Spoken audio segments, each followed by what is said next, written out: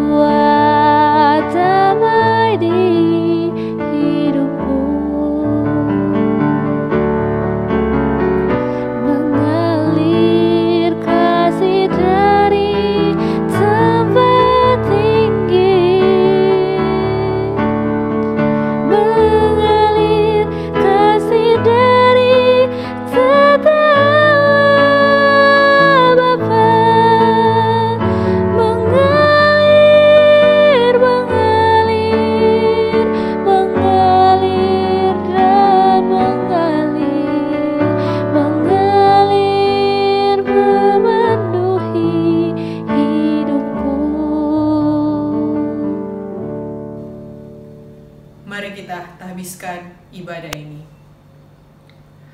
Ibadah ini ditabiskan hanya di dalam nama Allah Bapa, Anak, dan Roh Kudus. Kasih karunia dan damai sejahtera dari Allah Bapa kita dan dari Tuhan Yesus Kristus menyertai saudara-saudara. Amin. Mari kita menyanyi NNBT nomor 4, naikkan doa pada Allah.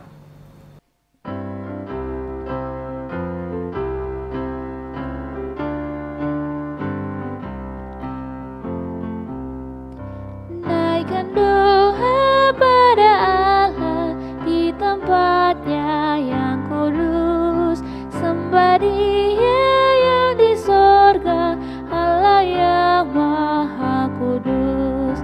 Puji Dia, Juru Selamat manusia. Agungkanlah yang mulia, Juru Selamat dunia. Marilah kita mengaku dosa kita di hadapan Tuhan. Kita berdoa. Terpujilah Engkau ya Tuhan Allah Bapa yang kami sembah, kami muliakan di dalam nama Anak-Mu Yesus Kristus. Sungguh kami mengucap syukur kepadamu Tuhan, karena Engkau begitu mengasihi kami. Sekalipun kami di tengah-tengah ketidakbenaran kami, di tengah-tengah keberdosaan kami seringkali melakukan hal-hal yang tidak Engkau kehendaki. Saat ini ya Tuhan, sebelum kami masuk lebih jauh lagi ke dalam hadirat-Mu, merasakan kami akan ketidaksempurnaan kami. Oleh sebab itu Tuhan, sekiranya Engkau berkenan untuk melihat kesungguhan hati kami, maka saat ini kami berserah kepadamu. Kami mau mengaku setiap kesalahan dan dosa-dosa kami. Ampunilah kami ya Tuhan, baharuilah kehidupan kami, agar kami layak disebut sebagai anak-anak-Mu. Jika Engkau dapati sepanjang minggu yang berjalan ini, ada hal-hal yang tidak seturut dengan kehendak-Mu, sadarkanlah kami Tuhan, dan ubahkanlah kehidupan kami, pribadi kami, biarlah kami juga boleh hidup kudus dan berkenan di hadapan-Mu. Terima kasih banyak Tuhan, kami percaya bahwa pengampunan-Mu sempurna di dalam kehidupan kami. Dan inilah kami Tuhan, yang telah mengaku segala kesalahan dan dosa kami di hadapan-Mu. Ampunilah dan baharuilah kami. Amin. Marilah kita menyanyi NNBT nomor 24, Kuasa-Mu Tuhan selalu kurasakan.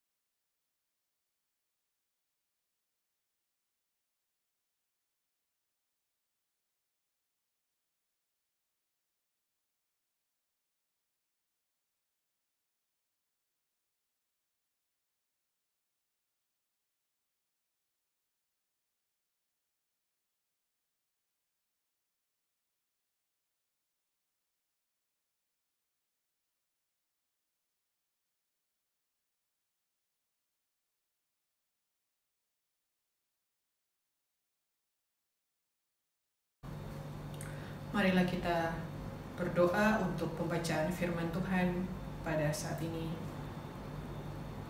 Kita berdoa. Terima kasih ya Tuhan, saat ini kami boleh diberikan kesempatan lagi untuk belajar lewat firman-Mu. Sebelum kami membaca dan merenungkan firman-Mu, kami berdoa kepadamu Tuhan, kiranya Engkau mau memberi setiap kami hikmat dan kebijaksanaan, sehingga kami dapat mengerti apa maksud firman-Mu di dalam kehidupan kami. Kuasailah hati kami, kuasai pikiran kami, dan kuasailah tempat di mana kami berada. Biarlah firman-Mu nyata di dalam kehidupan kami, dan biarlah kami dapat melakukan apa maksud firman-Mu di dalam kehidupan kami, dimanapun kami pergi dan berada. Terima kasih Tuhan, inilah kami yang telah siap untuk membaca dan merenungkan firman-Mu. Hanya di dalam nama Tuhan Yesus Kristus, kami menyerahkan kehidupan kami sepenuhnya kepadamu. Amin. Bapak Ibu Jemaat yang dikasihi dan diberkati oleh Tuhan Yesus Kristus, firman Tuhan di sepanjang minggu yang berjalan ini terambil di dalam Galatia 2 ayat 1 sampai ayatnya yang ke-10. Firman Tuhan di dalam Galatia 2 ayat 1 sampai ayatnya yang ke-10. Saya bacakan untuk kita semua. Paulus diakui oleh para rasul. Kemudian setelah lewat 14 tahun, aku pergi pula ke Yerusalem dengan Barnabas dan Titus pun kubawa juga.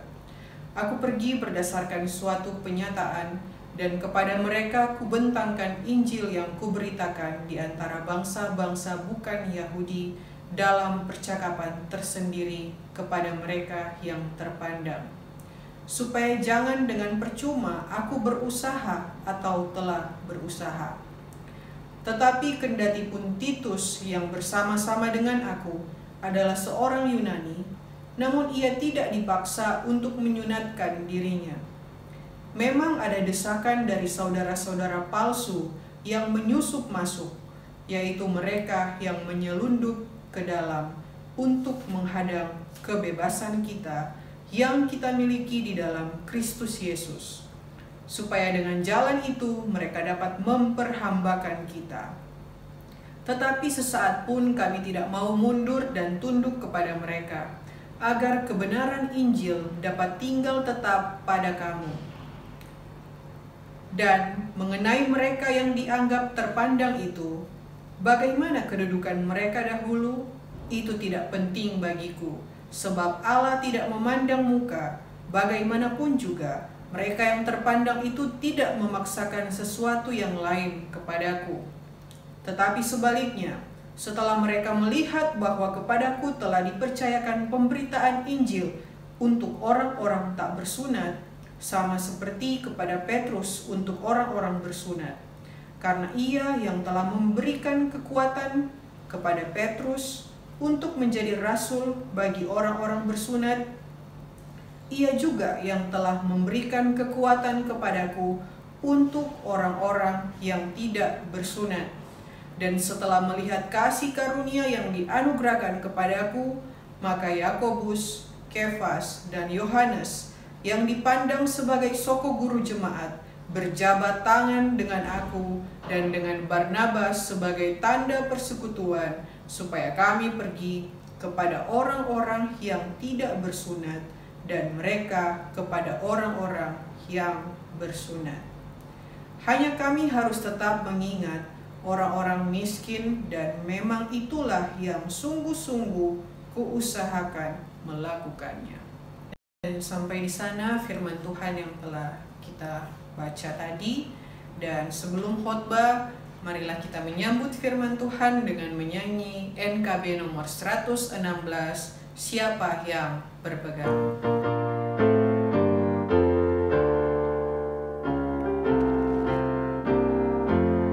Siapa yang berpegang pada sabda Tuhan dan setia mematuhinya, hidupnya mulia dalam cahaya baka, bersekutu dengan Tuhannya. Percayalah dan pegang sabdanya, hidupmu dalam Yesus sungguh bahagia.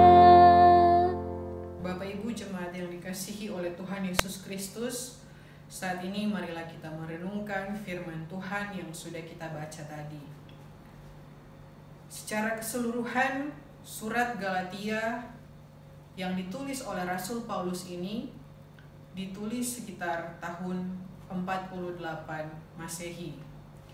Dan yang perlu kita ketahui bahwa surat Galatia yang ditulis oleh Rasul Paulus ini sebenarnya adalah isi hati atau ungkapan hati dari Rasul Paulus, yang di dalamnya terdapat berbagai macam ungkapan perasaan yang dirasakan oleh Rasul Paulus kepada jemaat yang ada di Galatia.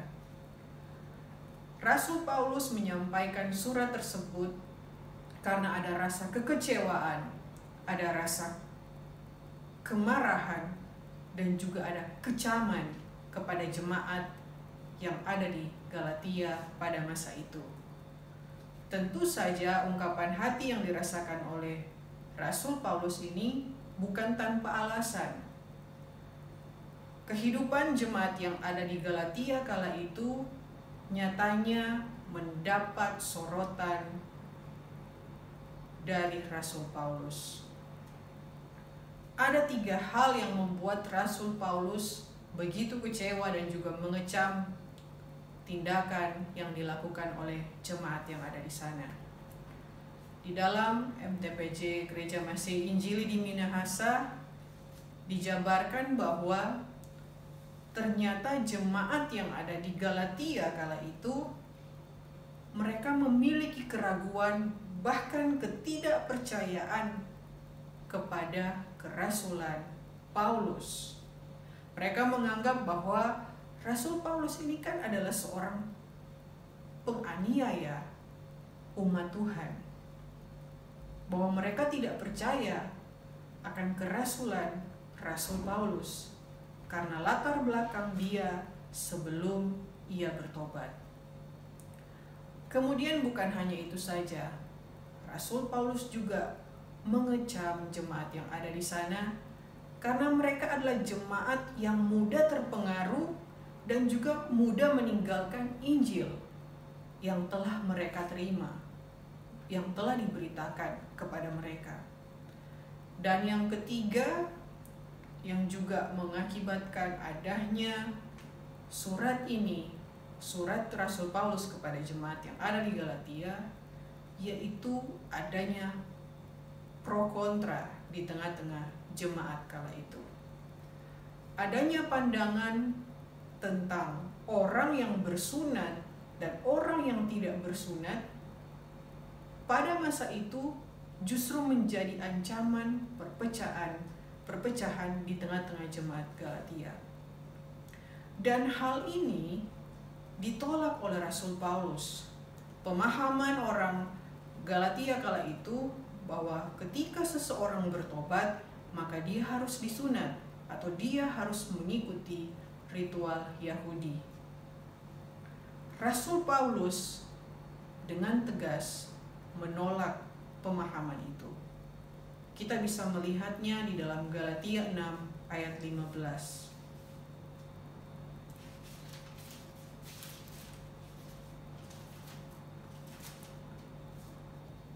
Rasul Paulus menyatakan bahwa sebab bersunat atau tidak bersunat tidak ada artinya, tetapi menjadi ciptaan baru itulah yang ada artinya.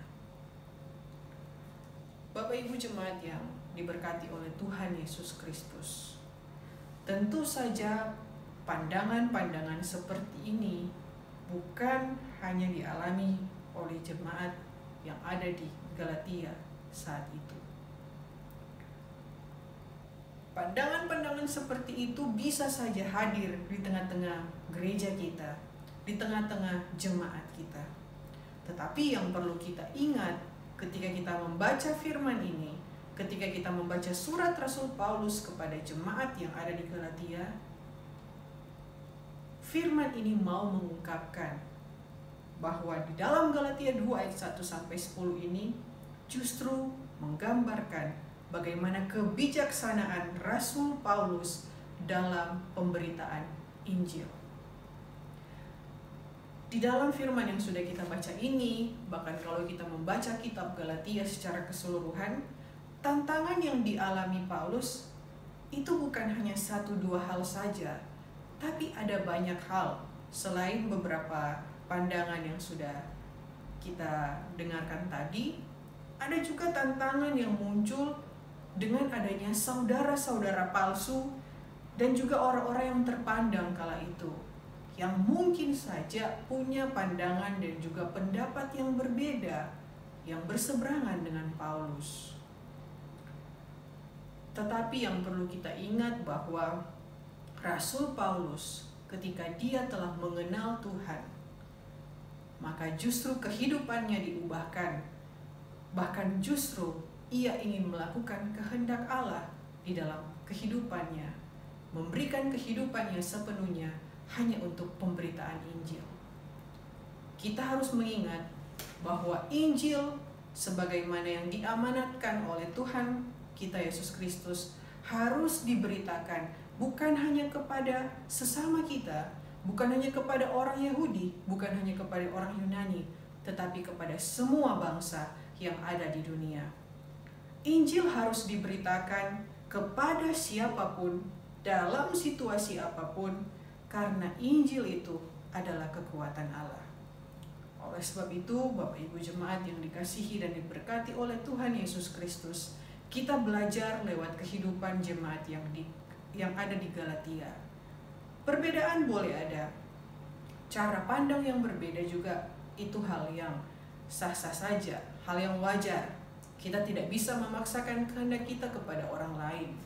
Tetapi sebagai warga gereja Masehi Injili di Minahasa, sebagai jemaat yang bertumbuh, yang telah mengenal Kristus di dalam kehidupan kita secara pribadi maupun dalam kehidupan keluarga kita, kita harus menyikapi berbagai macam tantangan, pergumulan yang kita alami di tengah-tengah jemaat kita dengan meneladani apa yang dilakukan oleh Rasul Paulus. Bukan hanya itu saja, bagaimana kita menyikapi kehidupan bergereja jemaat kita adalah juga dengan meneladani Kristus di dalam kehidupan kita. Bapak Ibu jemaat yang dikasihi dan diberkati oleh Tuhan Yesus Kristus, kita sadar, kita tahu bahwa di sekeliling kita ada begitu banyak perbedaan. Perbedaan dalam cara pandang tentang pemberitaan Injil pun bisa jadi akan membawa perdebatan dan juga mungkin dapat memicu masalah di tengah-tengah jemaat kita. Dan bahkan bukan hanya itu saja, perbedaan cara berorganisasi, cara mengelola organisasi gereja kita pun bisa jadi dapat memicu permasalahan di tengah-tengah jemaat kita. Kita bisa melihat secara khusus di tengah-tengah gereja kita, Gemim Immanuel Jakarta Barat dan sekitarnya. Tentu yang namanya dinamika pelayanan itu selalu ada. Tetapi Bapak Ibu jemaat yang diberkati oleh Tuhan Yesus Kristus, di hari ulang tahun ke-86 Gemim Bersinode ini, biarlah ini menjadi momentum bagi kita untuk mengintrospeksi pribadi kita sebagai warga Gemim maupun juga mengintrospeksi pelayanan kita di tengah-tengah jemaat Gemim Immanuel Jakarta Barat dan sekitarnya.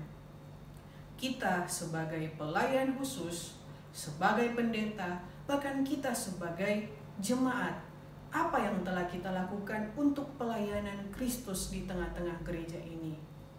Kita harus menetapkan hati kita harus menetapkan pemahaman bahwa gereja Masehi Injili di Minahasa harus melaksanakan penginjilan secara menyeluruh dalam ketaatan kepada Tuhan Yesus Sang Pemberi Amanat Agung, dan bukan menempatkan pandangan orang lain sebagai yang utama, tetapi bagaimana kita menempatkan kehidupan kita yang menerima amanat dari Tuhan Yesus Kristus, yaitu dalam pemberitaan Injil.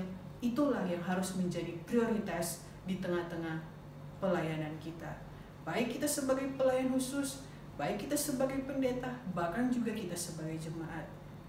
Pemberitaan Injil bukan menjadi tugas dan tanggung jawab dari pendeta saja, dari pelayan khusus, tetapi kita selaku orang percaya, kita selaku warga gereja Masehi Injili di Minahasa, kita punya tugas dan panggilan yang sama, yaitu memberitakan Injil kepada siapapun dan juga di dalam situasi seperti apapun.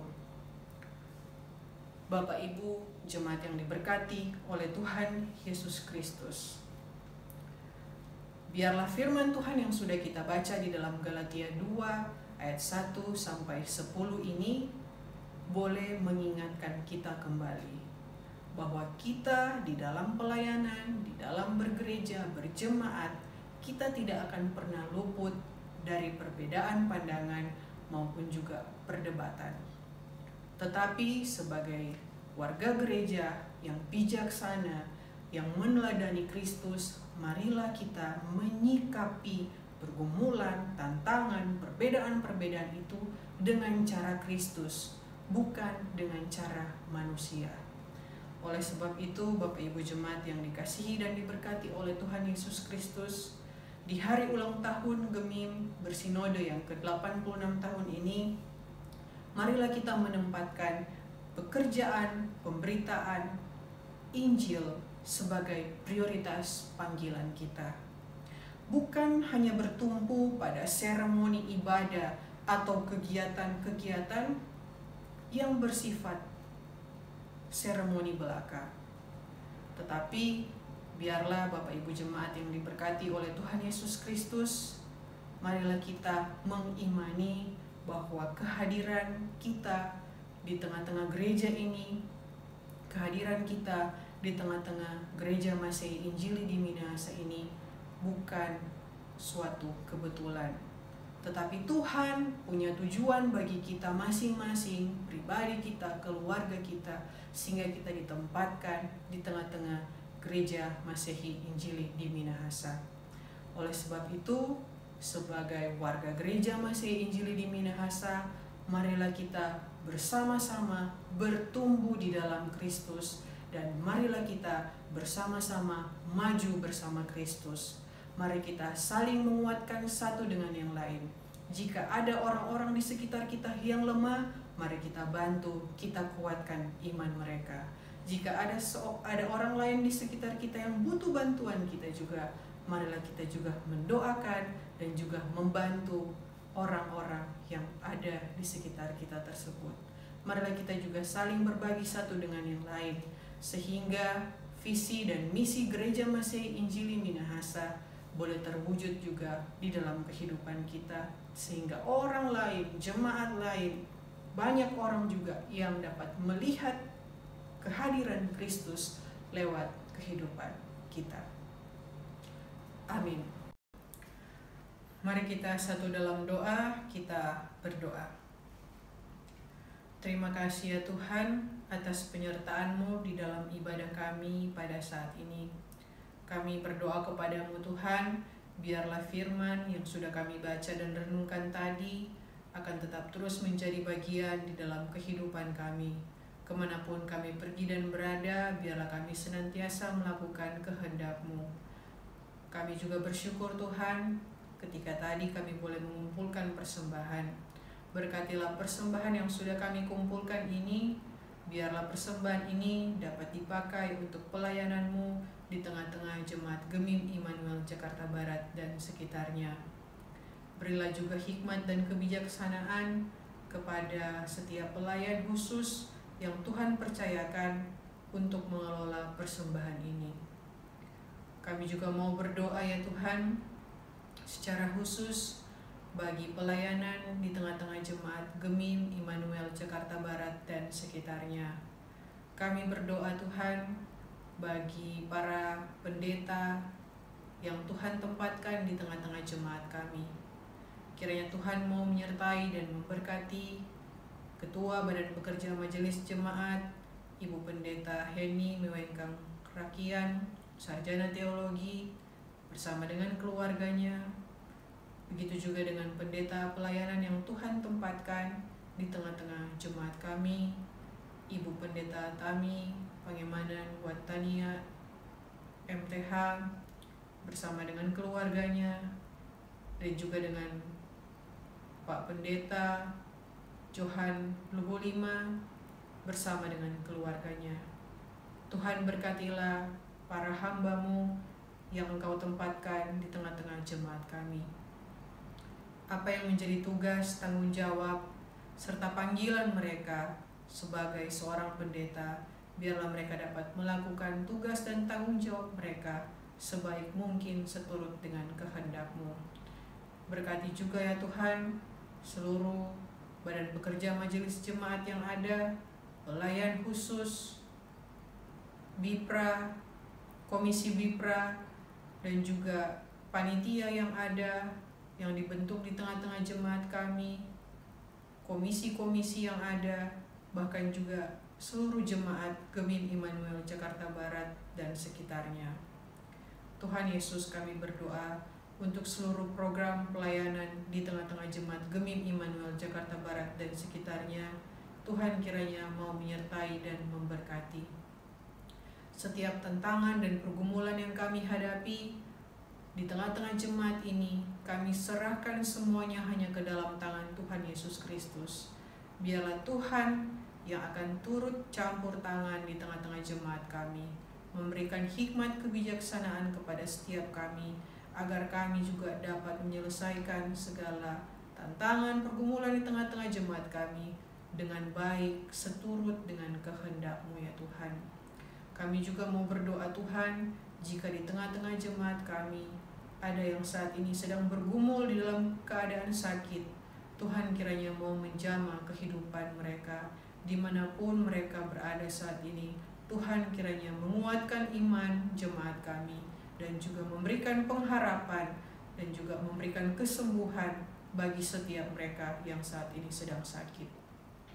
Bagi setiap mereka yang saat ini sedang putus asa, kiranya Tuhan juga menguatkan iman mereka, mengingatkan mereka kembali bahwa Engkau adalah Allah yang mengasihi mereka dengan sepenuh hati, yang selalu menghibur dan juga memberikan harapan bagi masa depan setiap orang yang mau berserah kepadamu.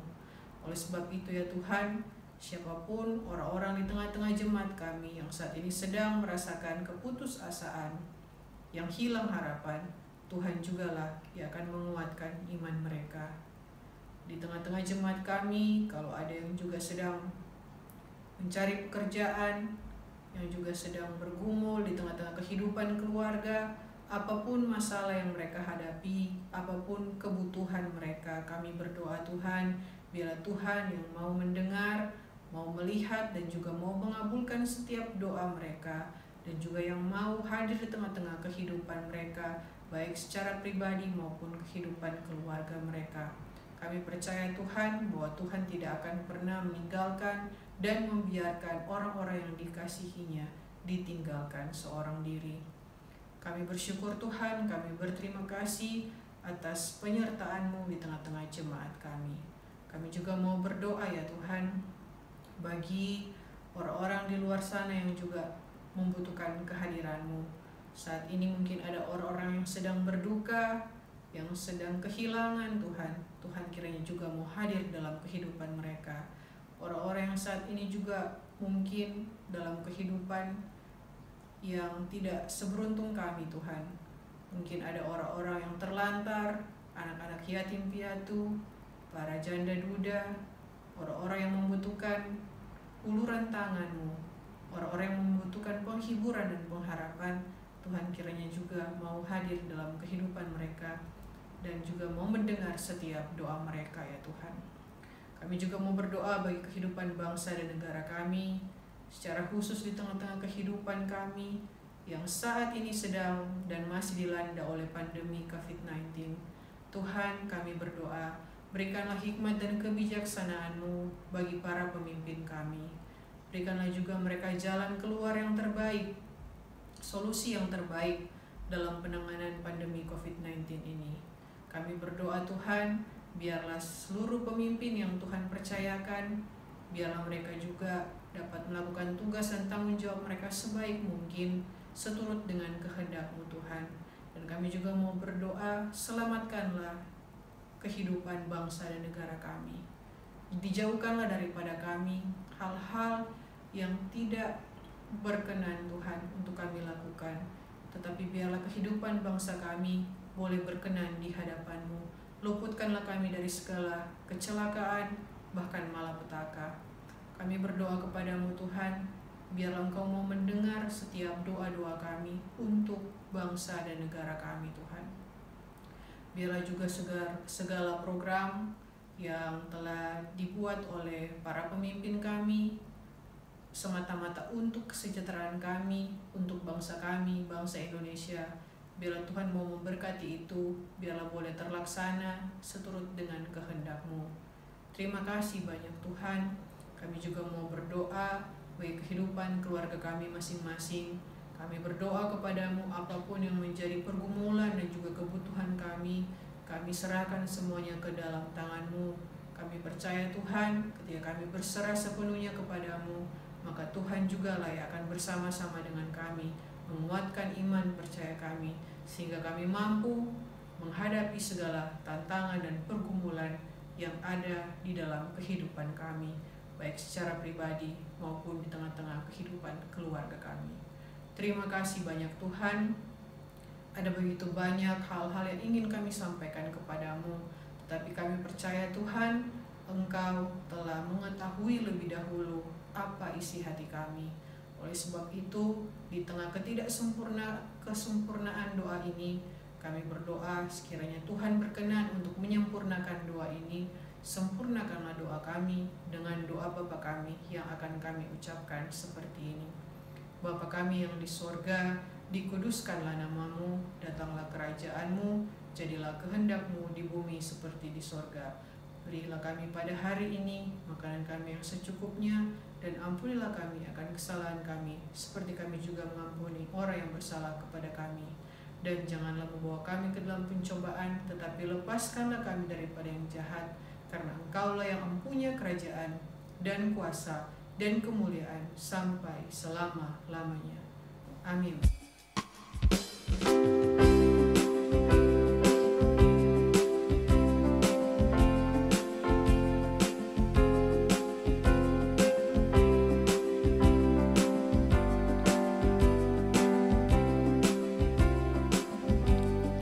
Oh Tuhan, pimpinlah langkahku,